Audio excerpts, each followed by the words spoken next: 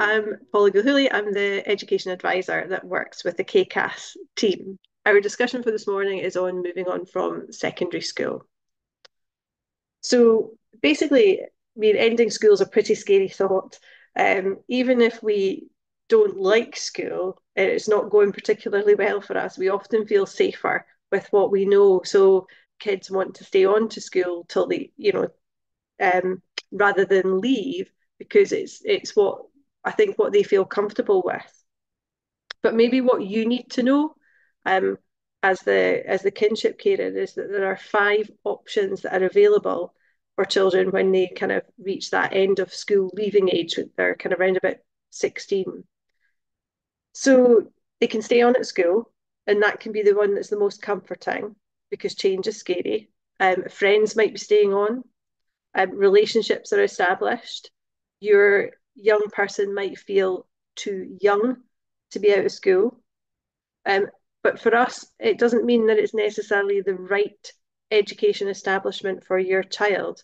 So if your child really doesn't like school and school refuses, doesn't attend school, or if your child isn't making progress, if they're not accessing learning, or they spend all their time kind of walking around the corridors, or they clash with teachers very often, then maybe you might want to look at what other options are out there in terms of education for your child. It might be a better suit for you in a different kind of education establishment. So that's something that's worth thinking about. Also, there are modern apprenticeships that are available for children that are leaving school. Children can go straight into some kind of employment training, and they can move on to further or higher education as well. And for children who have very complex needs, then you might be looking at what kind of community care services can you be put into contact with. Um, and ultimately, the goal, what is important to remember is that leaving school is a transition. So it's a process, it shouldn't happen overnight.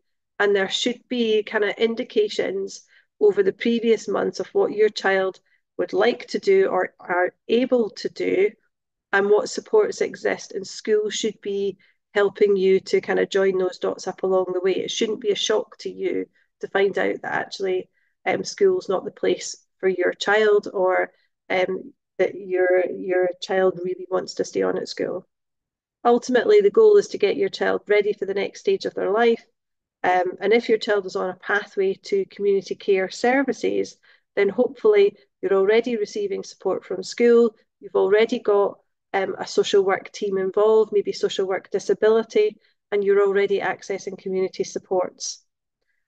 Enquire have a fact sheet called Planning for Leaving School, which outlines the kind of process that you would be entitled to or should expect. And if you're looking for kind of bespoke supports, if you want to organise a meeting with me, then you could get in touch and we could do that, and we could talk about your specific circumstances, because that would be something that we offer as part of our education services. You might have a young person's planning meeting that's already in place for your child. If your child is moving on to a different education establishment, then you probably want to have a transition meeting organised through part of that Getting It Right for Every Child system. And it can be pretty scary, looking at your child thinking, gosh, they'll never be ready for that. But I think our children can surprise us sometimes. And it's also important to remember that all the way through secondary school, young people are working towards leaving school. So there's a really full programme of support offered by Skills Development Scotland, which works towards preparing children for employment, apprenticeships, and training. Your child should be part of the Getting It Right for Every Child system. So there are opportunities for you over the years and months, wherever something comes up at school that you need to talk to teachers about. If there are school issues, then you can do that. The pastoral staff at high school are, I suppose, a gateway service. They can help link you into additional community supports if you need supports. They can put you in touch with relevant organisations who provide additional support for young people with additional support needs. High schools also offer support for children who are completing application forms for further education. So if your child receives support for learning, they should continue to be offered support. The main thing to watch out for during the application process is to claim status as care experienced and to highlight additional support needs. So that will flag your young person so that they are considered for additional supports at college or university. It might also be useful to take advantage of any community supports that your local authority offer. It might be that speaking to other care experienced young adults who can offer advice from lived experience is just what your young person needs. And again, the virtual school teams in each local authority might have specific supports around that. We also offer the e-project, and as part of the e-project, we have an employability officer who can provide a bit of extra support for children at this stage too. If you're not happy with a school decision, there is a process of escalating your concern. You can arrange a transition meeting, you can put your concerns in writing, speak to the head teacher. You can also contact the lead parent for additional support for learning at your local authority, and you'll get details for who that is on the Inquire website. You can ask for independent mediation or more formal routes to help you resolve disagreements. For young people with additional support needs who need more support with the transition to adulthood, there's also the Scottish Transition Forum. And there are examples of good practice, films, and webinars. And there's lots of contact links to other organisations. The Scottish Transitions Forum is a website that's got lots of information about it. So if your child has got additional support needs, you might want to have a wee look through this particular website and find some case studies, examples of what a good transition might look like.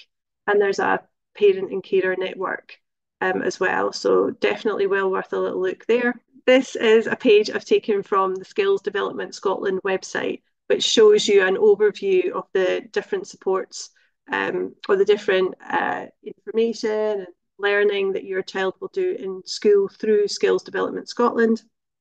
There is a section for parents and carers, which I think is quite interesting. And there are webinars for parents and carers, and I think you can get in touch with Skills Development Scotland if your child needs a bit of extra support. There are lots of supports out there for care experienced children who are going off to university or college. There's a care experienced student bursary. This is a page from the www.staff.scot website. There are slightly different information in terms of bursary information for people who are going on to further education or higher education.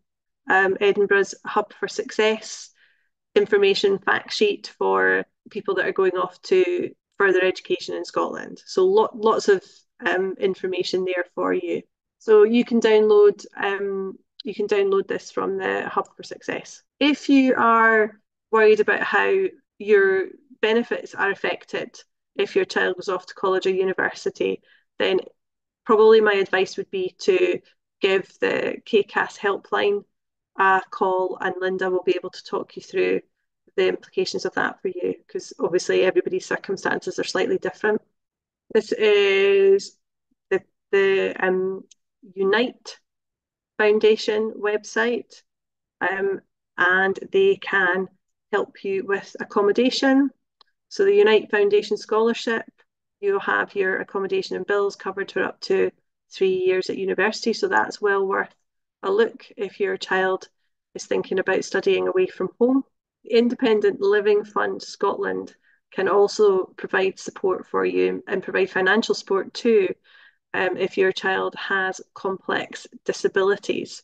So the Independent Living Fund will help you to help them to live independently. And again, there's a couple of different awards maybe that are opening there. There's the 2015 fund. So it says here that the fund will open, applicants must receive a minimum of £800 per week of social care support from their local authority. Again, another possible option for you in terms of extra funding is a transition fund. So that's open for new first-time applicants at the moment. Again, might be well worth a little look if you haven't used that before. And I think there's also the opportunity for you to apply for a technology grant. If your child has got complex needs, there's a lot of information on this website, on the contact website. It explains things like disability allowance, when that becomes personal independence payment.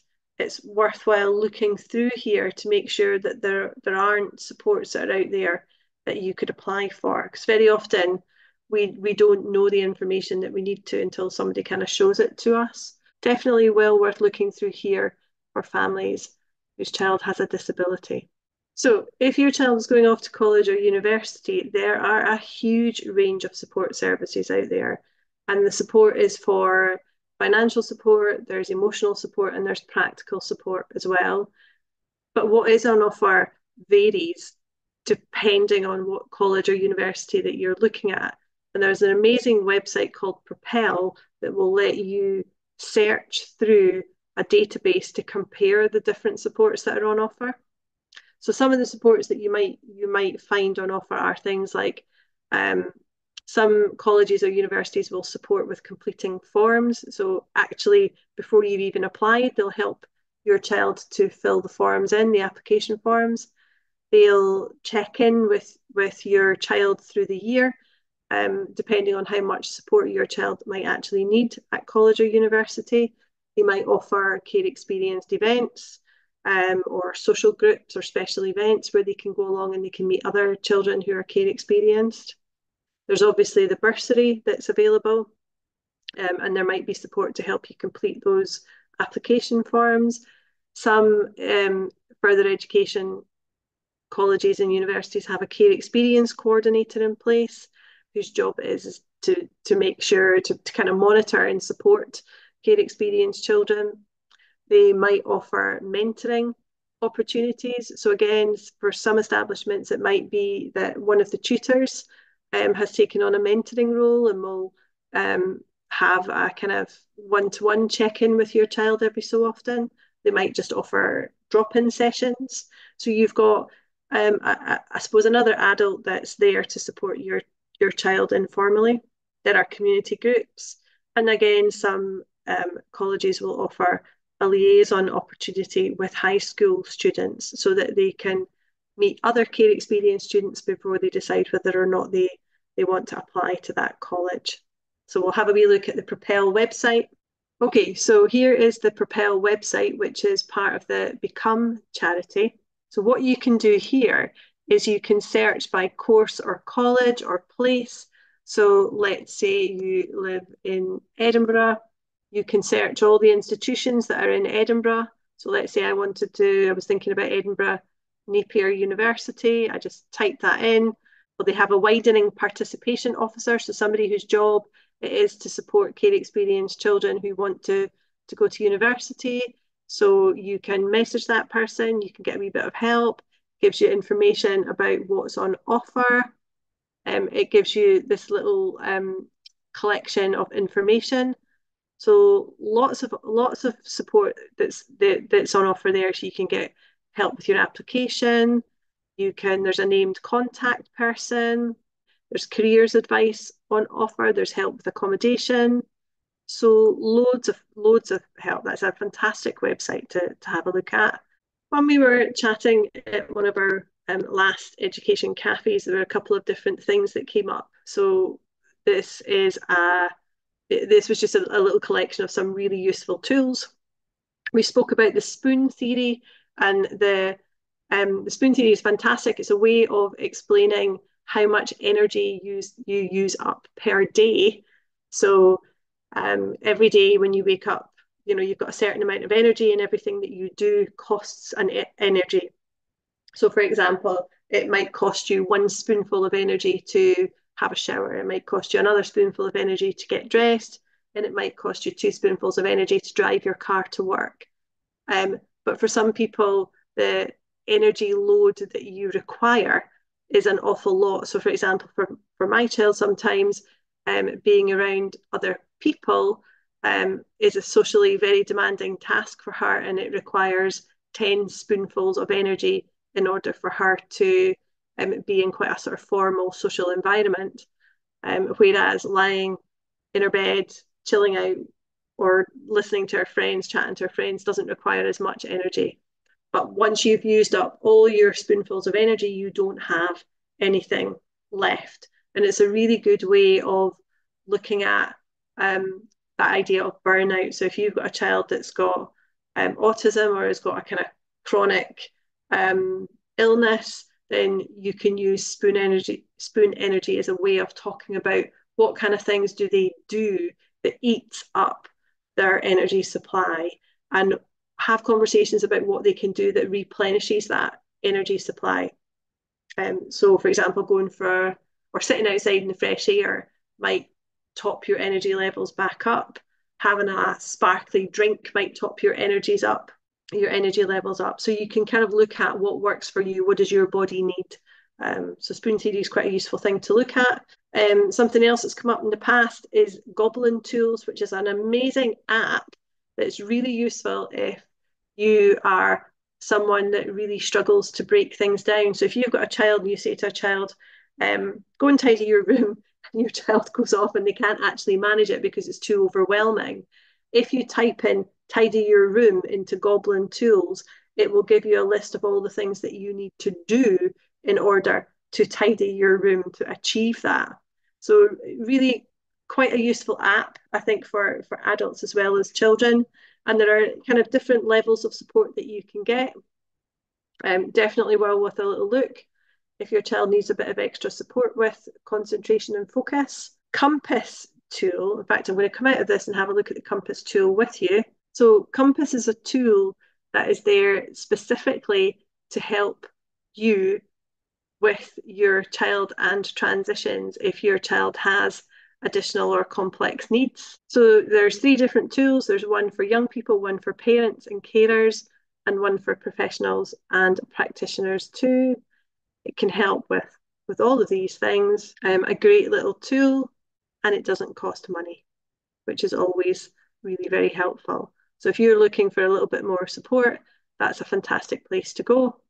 Again, it's really important that our young people can make their needs known. So using a tool like this can help to make it very personal and focused for your child. And a couple of other websites here. The Quarriers website offer support to young people who have complex needs, and I think they're based in lots of different places in Scotland. And Enable is another organisation that can support young people with additional support needs who are leaving school to be a bit more independent. And I know that Enable definitely operate in Glasgow and Edinburgh and the Lothians. I'm not sure if they're across the whole of Scotland. And one of my other favourite websites that I recommend to lots of people is the Autism Level Up website. So if you have a child with additional support needs who needs a little bit of support with planning, a little bit of support with focus, or a little bit of support with sensory preferences, Autism Level Up website has loads of stuff that might be of use to you. On our Adoption UK fact sheet page, there is a link to a Padlet, and the Padlet is full of information about moving towards adulthood. A lot of the supports are to do with Edinburgh and the Lothians, but there are also generic supports as well.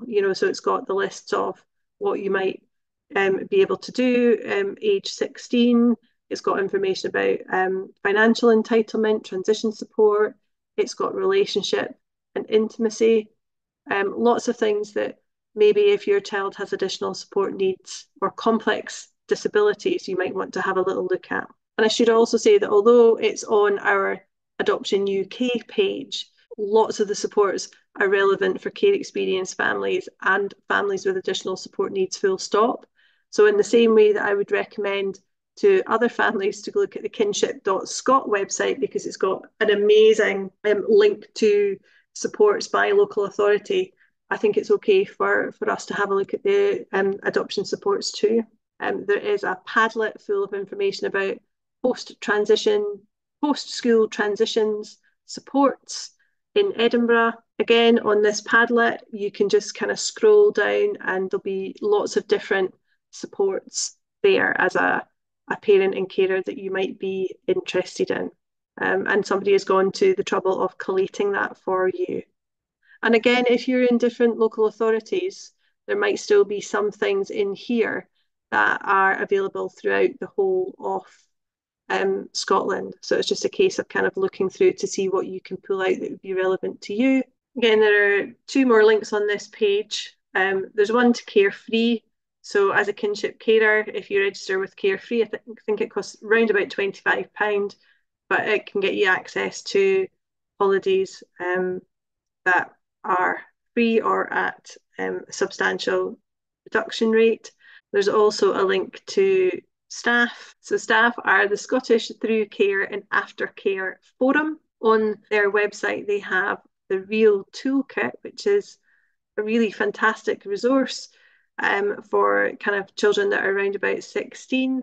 So people with care experience, you can go and you can kind of explore some of the guides that are on offer. So you can kind of click on the different things. So mental and physical health, if we were to click on that, and you'll find here lots of different information about things that you might want to know about for someone who's kind of 16, 17 years old.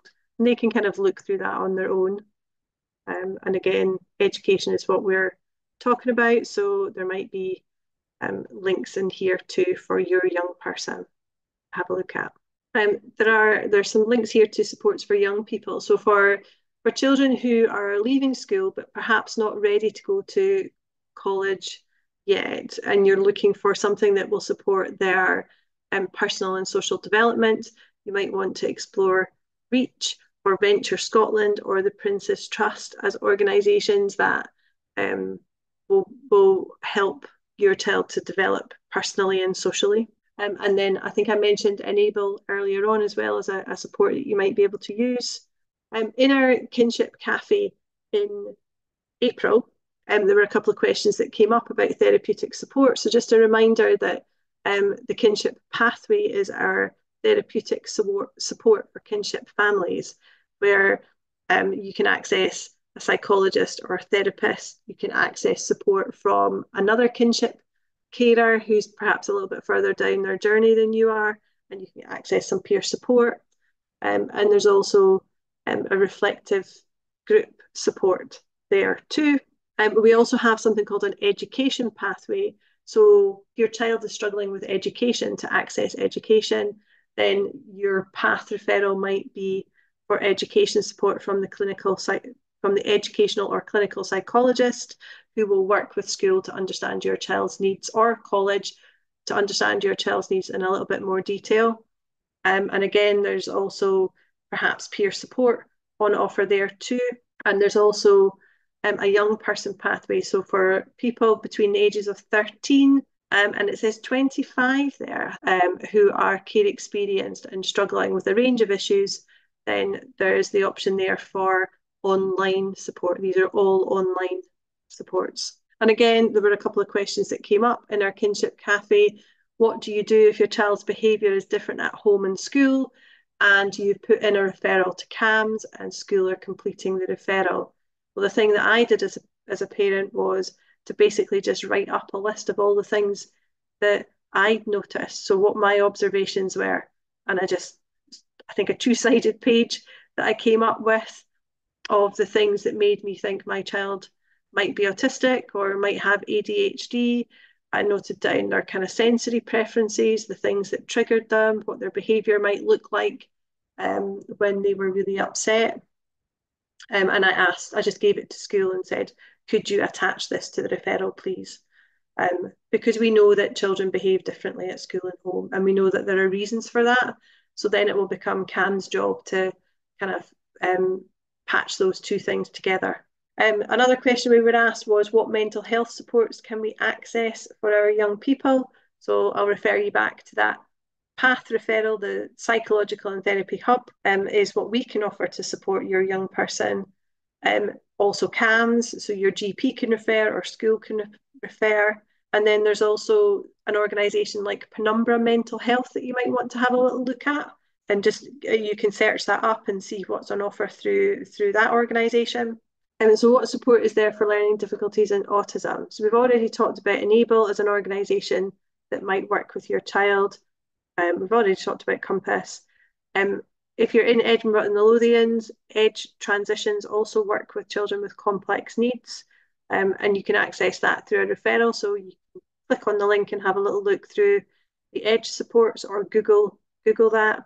And again, in Edinburgh too, Number Six is a charity that will work with autistic young people from the age of 16 up, whether or not they have a diagnosis. So again, you can kind of Google Number Six and have a look at what supports might be on offer through them. Hopefully, there was something in here that might help you on your journey as your child is moving on from secondary school. You can also contact education.scotland and ask for a one-to-one meeting if you want to talk about your own personal child and circumstances for moving on from school, and we can help to match you up to supports in your area. If your child has FASD, the FASD hub might be a logical place to go and ask for a little bit of extra support and advice. And if you've got specific questions about kinship benefits and financial questions, then contacting Linda at the advice centre, advice@kinship.scot, would be a really good thing to do. If you're looking to find out what we could offer in terms of community supports for your kinship child, then you might want to drop Carol an email at thepromise@adoptionuk.org.uk, and she'll be able to tell you what kind of community supports are available for children themselves and if there's any employability support that we can offer too. Hopefully there is something in the presentation that you'll be able to take forward in your own context.